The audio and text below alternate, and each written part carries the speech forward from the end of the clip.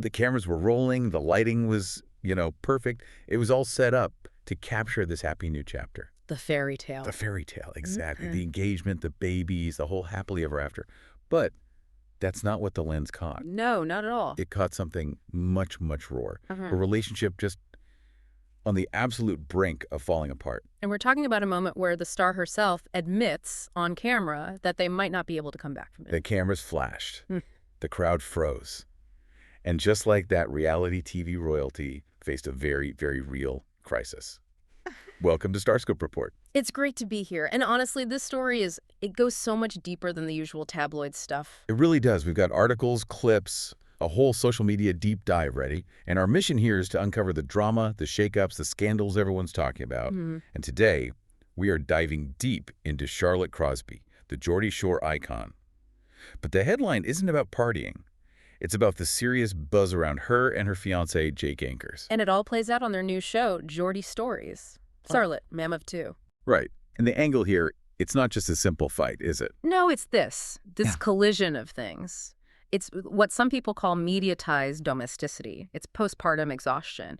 And it's the insane pressure of living your entire life through a camera lens. Okay, let's stop on that phrase for a second. Mediatized domesticity. It sounds academic, but it feels like the absolute core of this whole story. What does that actually mean? It's pretty simple, really. It's when your private sphere, your kitchen, your arguments, who's changing the diaper, that becomes the main product you're selling. Okay. Celebrities used to have a public talent, like singing, and then a separate private life. For an influencer like Charlotte, the private life is the show. The home is the stage. So when the product you're selling is happy family, but the reality is we're exhausted and bickering, that's where the problem starts. That's where the friction creates a massive amount of heat. Yeah. It's the difference between acting in a movie and living in one where your own stress is writing the script in real time. So let's get to the crumbling. Yeah. The headline that started all of this is that Charlotte and Jake hit a breaking point so severe that she actually questioned if the relationship could survive. And to really get the weight of that, you have to look at who we're talking about. Right. For anyone who's missed the last, decade of British pop culture, Charlotte isn't just a reality star. She is a veteran of total disclosure TV. She started on Geordie Shore in 2011. That show was literally about getting drunk and making mistakes. Her baseline for privacy is basically zero. She's monetized everything. She is completely conditioned to have a camera on her at all times. But here's the twist. Jake Ankers. Jake Ankers is not. He's a civilian. He's a businessman, owns a chauffeur company. He actually met her in 2015 as a fan asking for a picture. Wow, I didn't know that. Yeah, but they only started dating seriously in late 2021. And now you fast forward and they have 2 kids, Alba Jean and little Pixi Cecilia. So you have a guy who values discretion for his job, suddenly in a house with a film crew zooming in on his face while he's trying to be a dad to 2 kids under 3. It is the perfect recipe for disaster. And the crisis, it happened right after their second daughter, Pixi, was born. The show captured them just butting heads constantly. And Charlotte said something really interesting. She called it competitive tension. Oh, that's fascinating. Like any parent listening can relate to that, right? That 3 a.m. scoreboard. I did the last diaper? No, I did the night feed. It's a battle over who's the most tired. It is the scoreboard effect, but just imagine your scoreboard is being broadcast to millions. Oh, God. That's the difference. And you have this fundamental friction between a partner who monetizes her life, that's Charlotte, and one who is terrified of showing the bad parts. That's Jake. That's Jake. Reports even said he refused to watch the show. He was that scared of seeing their arguments out there for everyone to see. That's actually really sad. It is. He wanted that nicey image. But Charlotte, she knows the business. Nicey gets canceled. Drama is what sells. So he's thinking, this is my reputation, and she's thinking, this is good content. It's a fundamental clash, and it's happening in the middle of a newborn fog. It sounds exhausting. Absolutely exhausting. But, if you think the on-screen fighting was the only problem, just wait until you hear about the intimacy crisis that made headlines. This part really shows a shift in her whole public persona. It does. Coming up, we'll get into the specific ban Charlotte placed on her relationship that has the tabloids buzzing, and it's a world away from her past scandals. It really is. Okay, so segment 2, the intimacy crisis and what's being called the sex avoidance. This is around February of this year. Reports came out that Charlotte was avoiding sex with Jake, and she was blunt about it. She said they went weeks without intimacy. Including a 3-week Christmas holiday. Yeah. And the reason, she just said they were all in the same room with the children. And this is where the history is so key. If you followed her, you might remember 2016. Oh, yeah, the gas beetle era. Exactly. After that traumatic split, she put herself on a 6-month sex ban. I remember that. It was huge news. The I'm done with men phase. But look at why she did it then. It was about heartbreak, about distrust, reclaiming her power after being hurt so publicly. It came from a place of anger. Right. Now, contrast that with today. This avoidance isn't about anger. It's about domestic exhaustion. It's logistics. It's not I hate you, it's I'm exhausted and there's a toddler's foot in my back. Precisely. She said it wasn't a lack of love, it was just the reality of raising 2 really small children who end up in your bed. And it marks this huge shift in her brand, from the party girl to the, relatable, exhausted mom. Which, let's be honest, probably connects more with her audience now anyway. For sure. But it wasn't just the kids in the bed. There were other factors. Jake was away a lot for work with his chauffeur business, so she was solo parenting. And then the mom police scandal hit. Ugh, this was such a perfect storm of online negativity. For anyone who missed it, Charlotte posted a joke photo.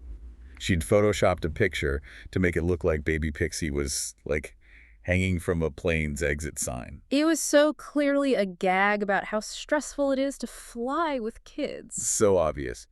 But the internet did not see it that way. No, they did not. Oh, they came for her.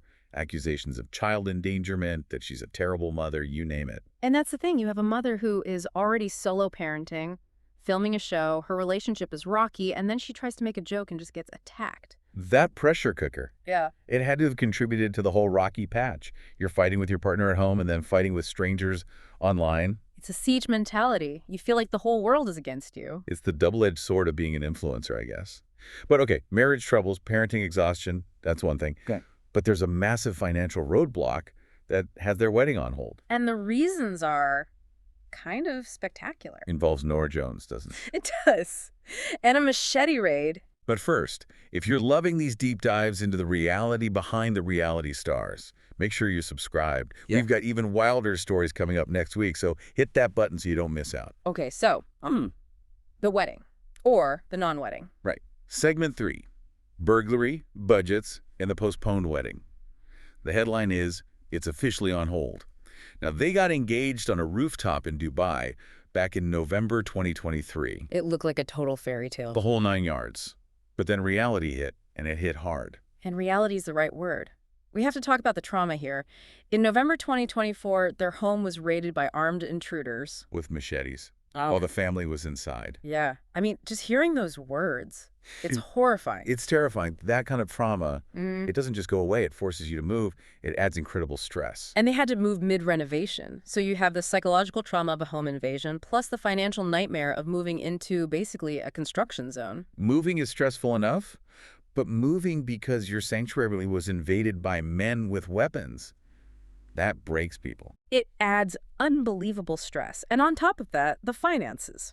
Charlotte admitted they don't really have a lot of money right now. Now, we should say, not a lot of money for a celebrity. It's probably very different from Well, of course. It's all relative. But she refuses to get married until she can afford her dream wedding. And her dream wedding includes private jets for the bridal party. And Norah Jones singing their first dance? For £90,000. Wow. She said, I'd rather just wait a little longer until I can make it the wedding of my dreams. She even mentioned waiting until she's in her 40s. It's a really interesting way of prioritizing, isn't it? It suggests the wedding isn't about the legal union. It's about the event, the spectacle. Do you think it's for the show? Like a budget wedding is a boring season finale. I think that's a very sharp way to look at it. If your life is content, the wedding is the Super Bowl of content. You can't just have a small, quiet Super Bowl. It's a business decision, not just a romantic one. So despite all this crumbling talk on the show, they do say they're stronger than ever now. They're doing date nights. Which is good. They're taking practical steps. Yeah, and they have a deadline of January 2027 to decide on a third child. Yeah. So they have time. But, and this is not even the wildest part, wait until you hear why Jake was apparently devastated about their second child. This reveal really caused some waves. It did. Okay, so segment 4. The gender reveal drama. It came out that Jake was initially devastated when he found out Pixi was a girl. Oof. He just wanted a boy so badly. And that is such a taboo topic. The official line is always, as long as the baby is healthy. Right. You're not supposed to admit you're disappointed about the gender. It's seen as ungrateful. Or even misogynistic to some. But his reaction was apparently very real. Now, to be fair, he has since come around and obviously adores his daughters. But in the moment, during a pregnancy, when you're the one carrying the baby, to see your partner visibly upset about the gender, that has to hurt. It feels like a rejection, doesn't it? Even if it's not logical. Emotionally, it feels like he's rejecting the baby you're carrying. It's just one more layer of stress, another crack in the foundation that the cameras were there to zoom in on. Exactly. So you've got gender disappointment, money issues, the trauma of a burglary, no intimacy, and a camera crew filming it all. It's a miracle they're still together, honestly. It really is. But looking forward, Charlotte has this grand plan. She's focusing on her businesses. She wrote a book. But the end goal, she wants to sell everything. Her businesses, her social media accounts in 10 years and just retire into privacy. Which is the ultimate paradox of the influencer economy, isn't it? How do you mean? She's selling her privacy now in the hopes of being able to afford privacy later. She's grinding in the public eye, giving every piece of herself away so that one day she can buy it all back. Wow, that's a profound way to put it. It's like she's saying, I will give you everything for 10 more years so that I can finally keep something for myself. It's a huge gamble. She's betting that the whole structure can survive another decade of that intensity. And that she can actually walk away. Fame is an addiction. It is. So, to wrap this all up, Charlotte's crumbling marriage, it wasn't a classic cheating scandal. No, nothing like her past. It was a raw, unfiltered look at the collision of trauma, exhaustion, and the invasive nature of the very thing that made her famous in the first place. It was about the structural integrity of a relationship crumbling under the weight of that mediatized domesticity. Exactly. And that leaves us with a final provocative thought. Charlotte says she wants to sell her accounts and disappear in 10 years. But in an economy built on oversharing, can a reality star ever truly reclaim their privacy? Or is the performance of domesticity a trap you can never really escape once you've sold your births and your arguments? What's actually left that's truly yours? Something to think about. You've been listening to StarScope Report, where Jordan and Jamie uncover the stories shaping Hollywood, music, and pop culture.